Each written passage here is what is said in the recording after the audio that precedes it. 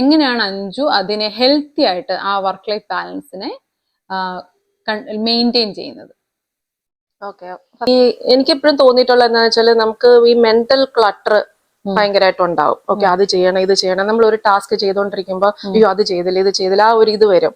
അത് ആങ്സൈറ്റിയും അങ്ങനത്തെ ഒരു കാര്യങ്ങളിലോട്ടൊക്കെ നയിക്കും. അപ്പൊ എനിക്ക് എപ്പോഴും ഹെൽപ്പ് ചെയ്യുന്നത് ഒരു ടാസ്ക് ലിസ്റ്റ് ഞാൻ ഉണ്ടാക്കി വെക്കും.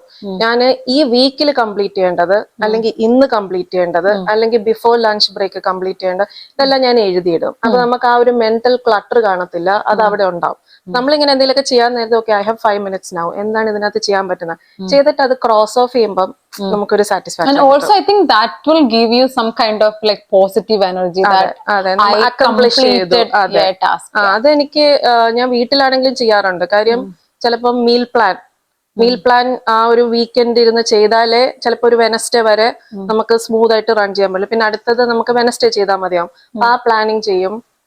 മീൽ പ്ലാൻ മാത്രമല്ല, ചില ടാസ്കുകൾ ചിലപ്പം കുറച്ച് ഡീക്ലട്ടർ ചെയ്യേണ്ട ആവശ്യം ഉണ്ടാവും, അല്ലെങ്കിൽ ഇപ്പം എന്തെങ്കിലും റിമൈൻഡേഴ്സ് ഒക്കെ വേണ്ടി വരും. അപ്പൊ അതിങ്ങനെ ആ ഒരു പ്ലാനിങ് നമ്മൾ ചെയ്താൽ അത് ഹെൽപ്ഫുൾ ആയിട്ട് തോന്നും. അപ്പൊ നമുക്ക് ആ ഒരു എന്താ പറയാ നമുക്ക് ഒരു ബാലൻസ് കൊണ്ടുപോകാൻ പറ്റുന്നുണ്ടെന്ന് തോന്നാറുണ്ട്.